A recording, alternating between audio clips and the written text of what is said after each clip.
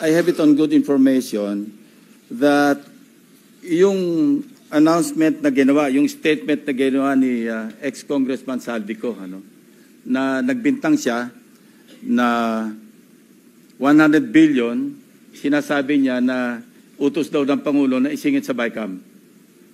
Your Honor and I both know that the 100 billion, and we went over, I know na, both of us went through the list independently or separately.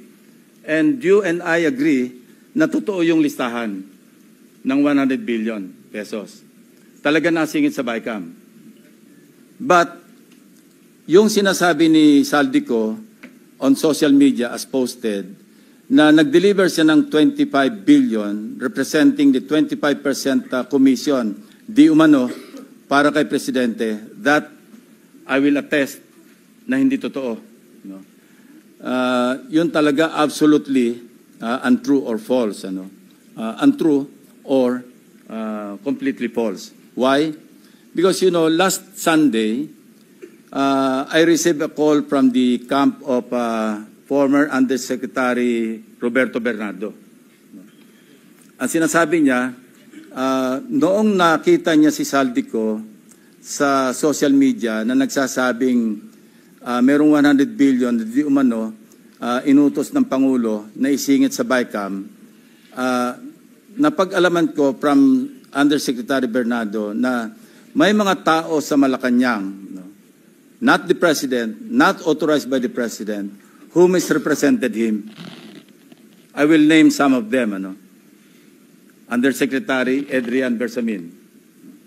He name-dropped the President, making Saldico believe na utos ng Pangulo na ipasok sa BICAM yung insertions na 100 billion. Now, Yusek Traigib Olaybar.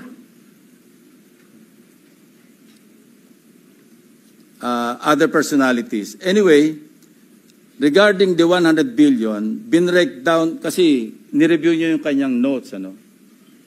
This is all related even to the appointment of Secretary Recto to be the Executive Secretary. As he is now the acting, I guess acting kasi hindi naman pwede magbigay ng ad interim appointment because Congress is not in recess, di ba?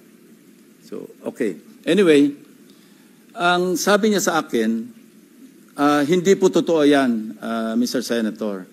Kasi ang breakdown ng 100 billion, 81 billion, yun yung na-assign sa DPWH. Yung 29 billion, other agencies. Hindi niya alam. Out of the 81 billion or out of the 100 billion, yung sa 81 billion, 52 billion, siya ang personal na nag-handle. Ako po nag-handle nun. Nasa notes niya, ito yung kanyang table, binigay niya ako ng kopya. 51.01, I think almost 52 billion. Anyway, so 52 billion, yun yung personal hinandle niya. And talagang sabi niya, naghatid ako ng pera as kickback. But not to the President, but to Yusek Olaybar.